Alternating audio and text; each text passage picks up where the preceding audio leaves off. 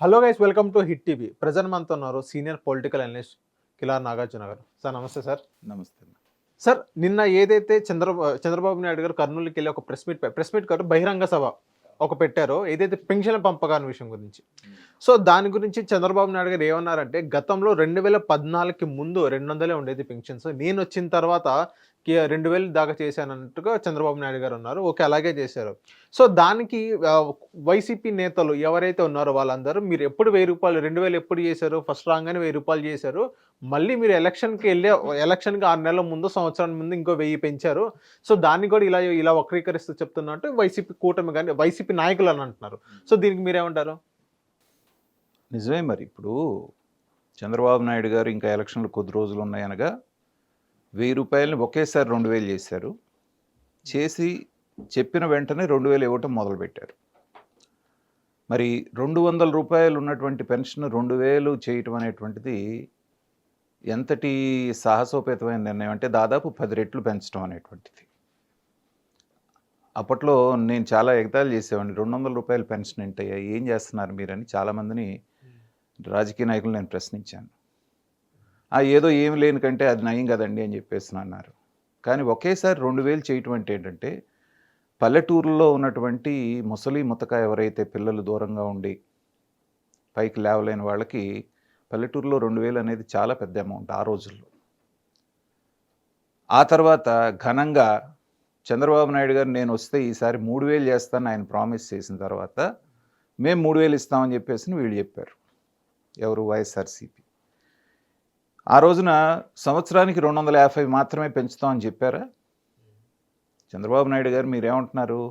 2000 election వచ్చి ఒక సంవత్సరం ముందో 6 నెలల ముందో 1000 రూపాయలు చేశారు 2000 చేశారు అంటున్నారు.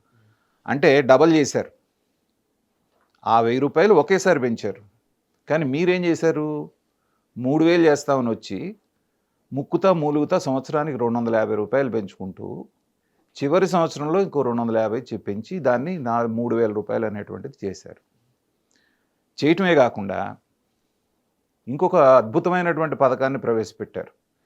ఎలక్షన్లో కేవలం ఆయన ఇచ్చినటువంటి 2 ఇవి ప్రకటించారు. అమ్మఒడి ఏదైతే ఉందో అది దాని యాజ్ ఇట్ ఈస్గా ఉంది అమ్మఒడి. దీన్ని మాత్రం ఏదైతే 3000 రూపాయలు అనేటువంటి పెన్షన్ని 3500 మాత్రమే చేయగలను నేను. అది కూడా ఎప్పుడు? 2028లో 250, 2029లో ఇంకొక 250 పెంచుతానని చెప్పేసి, ఇంతకంటే చేయటం ఎవరి వల్ల కాదు ఇప్పుడు ప్రస్తుతం ఉన్నటువంటి పరిస్థితుల్లో అని చెప్పేసి అన్నారు. కానీ చంద్రబాబు నాయుడు గారు ఏమన్నారు? సాధ్యమే, నేను 3000ది 4000 చేస్తాను, ఈ 4000 కాకుండా ఎలక్షన్ కోడ్ వచ్చినప్పటి నుంచి ఏదైతే వెనకబడి ఉందో బ్యాక్లాగ్స్ 3000 కూడా ఇస్తానన్నారు. అన్నట్టుగానే వచ్చిన వెంటనే 1వ తారీఖు నాడు వాలంటరీ వ్యవస్థతో పని లేకుండానే 85% ఫస్ట్ రోజే పంచారు, మిగిలినటువంటిది 2వ రోజు పంచారు. వీళ్ళు చేసుకున్నటువంటి ప్రచారం ఏంటి? మేము ఇంటింటికి తీసుకెళ్ళి ఇవ్వడానికి వాలంటరీ వ్యవస్థ అనే దాన్ని పెట్టాము, దాంట్లో దాదాపు 2,50,000 మంది వాలంటీర్లు 50 గడపలకు ఒకళ్ళు పెట్టాం కాబట్టే అవ్వతాతలకి పెన్షన్లు టయానికి అందుతున్నాయని చెప్పేసి ఫేక్ ప్రచారం చేసుకున్నారు. అది ఫేక్ అని తేలిపోయింది కదా. సో ఈ 2,50,000 మందిని మీరు ఎందుకు ఉపయోగించుకున్నట్టు ఇప్పుడు తెలుస్తుంది జనానికి? బ్లాక్మెయిల్ చేయటానికి, మీకు ఓటు వేయకుండా ఉన్నటువంటి వాళ్ళు ఎవరైతే ఉన్నారో వాళ్ళ ఓట్లు తొలగించడానికి, వాళ్ళని భయపెట్టడానికి, మా కార్యక్రమాలకి మా బహిరంగ సభలకు రాకపోతే మీ పెన్షన్లు కట్ చేయటం అనేది చేస్తామని చెప్పి బెదిరించడానికి దీనికి వాడుకున్నారు. ఇవాళ ఒక్క పెన్షన్ల పంపకం తప్పితే వాలంటరీ వ్యవస్థ వలన జరిగినటువంటి ఇంకొక రకమైన ఉపయోగం ఏమన్నా ఉందా? లేదు. వాళ్ళకి మంచి చేస్తున్నాం అనేటువంటి ఒక భావనలో యువకులైనటువంటి వాళ్ళ జీవితాలని 5 సంవత్సరాల పాటు నాశనం చేశారు మీరు.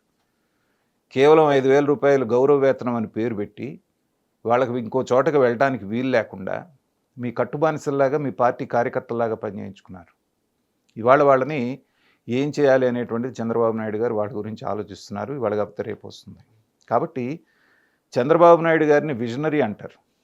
మీలాగా తొందరపడి జనవరిలో బటన్ నొక్కి మే వరకు డబ్బులు పడకుండా ఎలక్షన్లు వచ్చినప్పుడు మాకు డబ్బులు వేయడానికి అవకాశం ఇవ్వండి అని చెప్పేసి అడుక్కోరు. డబ్బులు ఉన్నప్పుడే పని చేస్తారు. మొన్న రాగానే 5 సంతకాలు అన్నారు, 5 సంతకాలు పెట్టారు. అన్న క్యాంటీన్లు, తర్వాత మెగా డిఎస్సి, తర్వాత వచ్చి దీనికి సంబంధించి ల్యాండ్ టైటిలింగ్ యాక్ట్ రద్దు, ఇవన్నీ. అలాగే పెన్షన్ అన్నారు, సక్సెస్ఫుల్గా చేసుకొస్తున్నారు. రేపు దీపావళి నుంచి ఫ్రీ గ్యాస్ పథకం కూడా ఇది చేస్తున్నారు.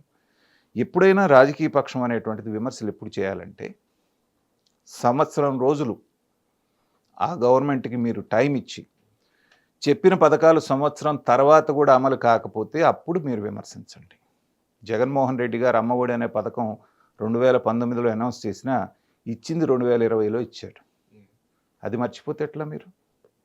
కాబట్టి అప్పుల కుప్పలాగా రాష్ట్రాన్ని 11-12 లక్షల కోట్ల రూపాయలు అప్పుల పాలు చేసిపోయి వచ్చినటువంటి దీంట్లోనే మీరు ఇవ్వాలి అని అడగటం అనేటువంటిది అర్ధరహితం. మీ అనుభవం లేని జగన్మోహన్ రెడ్డే చేయగలిగినప్పుడు అనుభవం ఉన్నటువంటి చంద్రబాబు నాయుడు గారు ఎన్నో రకాలైనటువంటి పనులు చేస్తున్నారు. ఇప్పుడు విండ్ మిల్కి సంబంధించి, తర్వాత సోలార్ ఎనర్జీకి సంబంధించి పెద్ద ఎత్తున దాని ఒక ఉద్యమంలాగా చేపట్టబోతున్నారు. ఆయన ప్రామిస్ చేసిన 5 సంవత్సరాల్లో 20 లక్షల ఉద్యోగాలు ఏదైతే ఇస్తానన్నారో దాంట్లో కేవలం 7.5 లక్షల ఉద్యోగాలు ఈ రంగంలోనే వచ్చే అవకాశం ఉంది. సార్, ఇదే 20 లక్షల ఉద్యోగాల టాపిక్ వచ్చింది కాబట్టి వైసీపీ నేతలు ఇంకేమైనా అంటే 20 లక్షలతో పాటు ఇంకైతే 4,000 ఉద్యోగాలు ఇంకా రాసుకొని పక్కన. ఎందుకంటే వైజాగ్ స్టీల్ ప్లాంట్ కార్మికులందరూ బయటకు వచ్చి వాళ్ళందరూ తీసేశారు అన్నట్టు చెప్తారు. 20 లక్షలతో పాటు వాళ్ళ పరిస్థితి ఏంటి అని అంటున్నారు. వాళ్ళ పరిస్థితికి వచ్చిన డోకా ఏం లేదు. కొన్ని టెక్నికల్ ప్రాబ్లమ్స్ మూలన, అక్కడ ఉన్నటువంటి దాని మూలన, వీళ్ళు చేసినటువంటి నిర్వాకాల మూలాన జరుగుతున్నటువంటి పరిస్థితే కానీ స్టీల్ ప్లాంట్ ఉద్యోగస్తులకు వచ్చినటువంటి ఢోకా ఏం లేదు. స్వయంగా ఉక్కు శాఖ మంత్రి ఎవరైతే ఉన్నారో కుమారస్వామి గౌడ, ఆయనే వచ్చి మాకు దీన్ని విలీనం చేసేటువంటి లేకపోతే మూసేసేటువంటి ఆలోచనే లేదని స్వయంగా వైజాగ్లోనే ప్రకటించి వెళ్ళారు. పైగా అక్కడ కేంద్ర ప్రభుత్వానికి ఆక్సిజన్ అందిస్తుంది చంద్రబాబు నాయుడు గారి ప్రభుత్వం, అది అందరికీ తెలిసినటువంటి విషయమే.